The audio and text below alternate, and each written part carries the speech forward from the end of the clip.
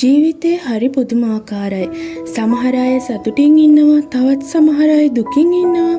තවත් සමහර අය ප්‍රශ්න ගොඩක හිර වෙලා කරන්න දෙයක් හිතා ගන්න බැරිව ඉන්නවා. ඉතින් මේක තමයි ජීවිතේ කියන්නේ. ජීවිතේ කියන්නේම ප්‍රශ්න, කරදර, දුක, සතුට, ලෙඩ, රෝග මේ හැමදේම. ඒ නිසා තමයි ජීවත් වෙනවා කියලා කියන්නේම ලොකු අභියෝගයක් කියලා කියන්නේ. ඇත්තටම අපි මේ දේවල් වලට මුහුණ දෙන්නේ කොහොමද? අද අපි ටානි විෂන් තුලින් කතා කරන්නේ ඒ ගැනයි. වීඩියෝ එක අවසානය තෙක් බලන්න. මොකද ඔබට මේ වීඩියෝ එක අවසානයේ ඔබේ ජීවිතය ගැන පුදුම හිතෙන්න පුළුවන්. හරි, අපි යමු අපේ මාතෘකාවට. ඇත්තටම ගොඩක් දෙනෙක්, බොහෝ දෙනෙක්ට මේ ප්‍රශ්නය ඇති. ගොඩක් අයට ජීවිතේ එපා වෙලා ඇති. දැන් ජීවත් වුණා ඇති කියලා හිතෙනවා ඇති. කලකිරීමක් දැනිලා ඇති. මේ ප්‍රශ්න එක ජීවත් වෙලා මොකටද කියලා හිතන වාර ගොඩක් ඇති. ඇයි අපිට එහෙම හිතෙන්නේ?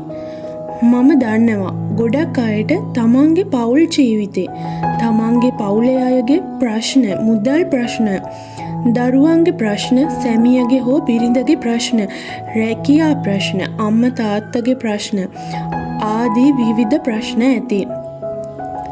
ඒ නිසා ජීවිතේ එපා වෙලා කලකිරීමෙන් ඇති වෙලා තියෙන්න පුළුවන්. ඉතින් අපි මේ ජීවිතේ මේ දේවල් ඇතුළෙමද හැමදාම ජීවත් වෙන්න ඕන? ඔයා හිතන්න, ඔයාට ජීවිතේ තියන්න ඕන දේවල් වලින් ඔයාට හැම දෙයක්ම නැති වෙන්න බෑ නේද? ඔයා ඒ දේවල් වලින් එක දෙයක් හරි තියෙන්න පුළුවන්. අපිට පුළුවන් ඒ දේ ගැන හිතලා සතුටු වෙන්න. උදාහරණයක් විදියට ඔයාට මුදල් නැති වෙන්න පුළුවන්. ආස දේවල් කන්න බොන්න නැති වෙන්න පුළුවන්. ලස්සන ගෙයක් නැති වෙන්න පුළුවන්. හොඳ වාහනයක් නැති වෙන්න පුළුවන්. ආදරය නැති වෙන්න පුළුවන්. හැබැයි ඔයාට ජීවත් වෙලා ඉන්න පුළුවන් විදියට ඔයාගේ ඇස් දෙක, ඔයාගේ කන් දෙක, ඔයාට ඇවිදින්න කකුල් දෙක, මේ දේවල් තියෙන්න පුළුවන් නේද? ඉතින් ඇයි ඔයා දුකින් ඉන්නේ? තව කෙනෙක්ට මේ දේවල් නැති වෙන්න පුළුවන්. ඒත් ඔයාට තියෙනවා. ඒ දේම ඇති නේද අපිට සතුටු වෙන්න. ඔයාට ආදරණීය පවුලක් ඉන්න පුළුවන්. ඔයාට ජීවත් වෙලා ඉන්න ගෙයක්, කන්න බොන්න, අඳින්න ඇඳුම් දෙක තුනක් හරි තියෙන්න පුළුවන්. ඉතින් ඔයා ඒ ගැන හිතලා සතුටු වෙන්න. ඔයාට මේ මොන දේ තිබුණත් ඔයාට සතුටින් ඉන්න බැරි නම් මං කියන්නම් පුංචි රහසක්.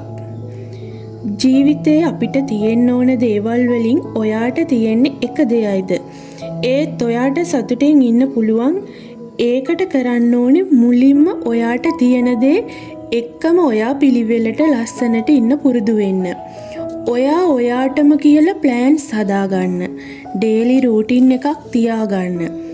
ඔයා මේ වෙනකන් දවල් වෙනකම්ම නිදාගත්ත නම් අදින් පස්සේ උදෙන්ම අවදි වෙන්න පුරුදු වෙන්න. මං හෙට මේ වෙලාවට නැගිටිනවා කියලා හිතලා මුලින්ම එලාම් එක තියලා නැගිටින්න.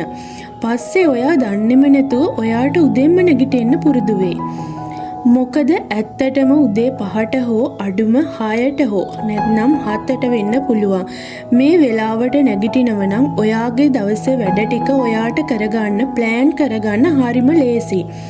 ඒ වගේම කිසිම කම්මැලිකමක්වත් නොදැනිම දවසේ වැඩ ටික ලස්සනට පිළිවෙලට ඔයාට කරගන්න පුළුවන්. ඒ වගේම උදෑසන අවදි වූ විට හිතට වගේම ඔබේ ශරීරයටත් ලොකු එනර්ජි එකක් දැනේ. උදෑසන අවදි වෙන්න පුරුදු වෙන්න. උදෑසන අවදි වෙලා වොෂ් එකක් දාගෙන නැත්නම් මුහුණ සෝදගෙන පිරිසිදු වෙලා රාත්‍රියේ ඇඳුමෙන්ම දවස ගත කරන්නේ නැතිව ලස්සන ඇඳුමකුත් ඇඳලා කොණ්ඩේ පීරලා ඔයාගේ ස්කින් කෙයාර් රූටින් එකක් කරනවා නම් ඒ දේත් කරලා ලස්සනට පිළිවෙලට ඔබේ දවස පටන් ගන්න. හොඳ මද රස්නේ වතුර වීඳුරුවක් උදෙන්ම බොන්න. ඒ වතුර වීඳුරුව බොන ගමන් ඔයා හිතන්න ඔයාගේ ජීවිතයේ තිබෙන නරක සිතුවිලි, නරක දේවල් ඉවත් වෙලා යන්න කියලා. තවද උදෑසන බුදු පහන තියලා බුදුන් වඳින්න පුරුදු වෙන්න. තවද උදෑසන බුදු පහන තියලා බුදුන් වඳින්න පුරුදු වෙන්න. බුද්ධ පූජාව සකස් කරලා මල් පහන් පූජා කරලා ඔයා අදහන ආගම අනුව ඒ කටයුතු නිවැරදිව සිදු කරන්න. ඒ දේත් ඔයාගේ ජීවිතේ ලස්සන කරගන්න ලොකු ආශිර්වාදයක් වෙයි. මේ විදියට ඔබේ දවස ආරම්භ කරන්න. රැකියාවකට යන කෙනෙක් නම් උදෑසනින් අවදි වී ගෙදර වැඩ ටික කරලා කලින් කියවූ ආකාරයට වැඩ ටික කරලා රැකියාවකට යන්න පුරුදු වෙන්න. රැකියාව කරන ගමන් ගෙදර වැඩත් කරන එක ඔයාගේ ජීවිතේ වදයක් කරදරයක් විදියට හිතන්න එපා. මොකද මේක ඔයාගේ ජීවිතේ. ඔයා මේ දේවල් ආසාවෙන් කරන්න. උදාහරණයක් විදියට උදෑසන ආහාරය සකස් කරන්න ඕනේ නම් ඔයාට පුළුවන් කලින් දවසේ රෑ ඒ දේවල් සූදානම් කරලා තියන්න. එවිට ඔයාට කරදරයක් නැතුව වැඩ ටික කරගෙන ඔයාගේ රැකියාවත් කරගෙන ආසාවෙන් ජීවත් වෙන්න පුළුවන්. වැදගත්ම දේ තමයි ඔයා ඔයාගේ ජීවිතය ගත කරද්දී අනුන්ගේ ජීවිත දිහා බලලා මට මේ දේ නැහැ, එයාට තියෙනවා මට නැහැ කියලා හිතන්න එපා. මේක ඔයාගේ ජීවිතේ. අනුන් එක්ක සසඳන්න එපා. ඔයා ඔයාගේ විදියට ඉන්න. ඔයාට තියෙන දේ එක්ක ආසාවෙන් ජීවත් වෙන්න. එතකොටයි ටික ටික හරි ඔයාට ජීවිතේ හරියන්න පටන් ගන්නෙ. ඔයා ඔයාටම කියලා රූටින් එකක් හදාගන්න. ඔයා ඔයාගේ ජීවිතේ ප්ලෑන් කරන්න. ඔයාගේ ටාගට්ස් මොනවද? ඒ ටාගට්ස් ඇචීව් කරගන්න ඔයා දැන් මොනවද කරන්න ඕන? ඒ වගේම ඔයාගේ හෙට දවසේ වැඩ ටික ඔයා කොලයක හෝ පොතක ලියලා ප්ලෑන් කරගන්න. එතකොට ඔයාට හෙට දවස ගත කරන්න අමාරු නැහැ. ඔයාගේ උදෑසන මොනවද?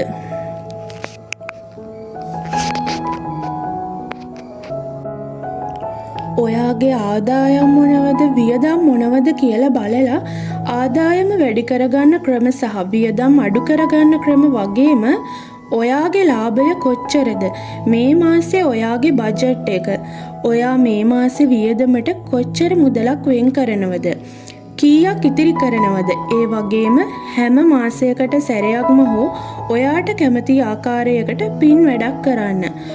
ඔයා ආස දේවල් කන්න, ආස දේවල් කරන්න. මේ දේවල් ඔයා ප්ලෑන් කරලා තියාගන්න. ඔයාට වෙනම නෝට්බුක් එකක් තියාගන්න. මේ හැම දෙයක්ම ලියලා ප්ලෑන් කරන්න. ජීවිතේ ප්ලෑන් කරලා ගත කරන්න. එවිට ඔබට තිබෙන ගොඩක් ප්‍රශ්න වලින් ඔබ නිදහස් වෙන්න පුළුවන්. ඒ වගේම ඔයා ඔයාගෙන් අහන්න ඔයා මොන වගේ කෙනෙක්ද කියලා. ඔයා ඔයා ළඟ තිබෙන හොඳ ගතිගුණ තව තවත් දියුණු කරගන්න. තවත් කෙනෙක්ට උදව් කරන්න පුරුදු වෙන්න. ඔයා කරුණාවන්ත කෙනෙක් වෙන්න. ආදරණීය වචන වලින් කතා කරන්න. නිතරම සතුටෙන් ඉන්න උත්සාහ කරන්න. ඊර්ෂ්‍යාකම්, කුහකකම්, අනිත් අයත් එක්ක තිබෙන නරක ගති පැවතුම් ඔබේ ජීවිතෙන්ම අයින් කරලා දාන්න.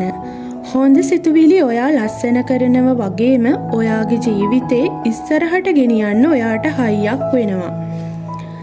තවත් දෙයක් තමයි උදේ සවස ඔයා ආගමික වතාවත්වල යෙදෙන්න. හිතේ භක්තියෙන් ශ්‍රද්ධාවෙන් වඳින්න. පිරිත් අහන්න. ඒක ඔයාට ඔයාගේ ජීවිතයට ලොකුම ලොකු ආශිර්වාදයක් වෙයි. උදෑසන අවදි වූ විට ඔයා විශ්ව මාතාවට ස්තුති කරන්න පුරුදු වෙන්න. මොකද ඒ ස්තුතිය ඔයාට තව තවත් දේවල් ලබා දෙයි. ඔයා අනිවාර්යයෙන්ම සතියකට එක දවසක් හෝ ධර්ම දේශනාවක් අහන්න පුරුදු වෙන්න. ඒ දේත් ඔයාගේ ජීවිතය වෙනස් කරන්න පුදුමාකාර ශක්තියක් වෙයි.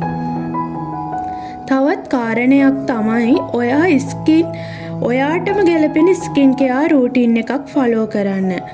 ඒක ඔයාට ලස්සනට පිළිවෙලට ජීවත් වෙන්න ලොකු පිටුවහලක් වෙයි.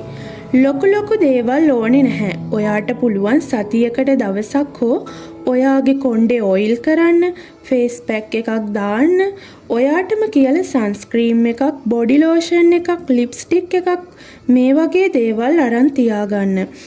ඔයා පිරිමි කෙනෙක් නම් ඒ විදියටම කරන්න පුළුවන් ඔයාට. ඔයාගේ කොණ්ඩේ කපලා, රැවුල් කපලා ඔයාට පිළිවෙලට ඉන්න පුළුවන්.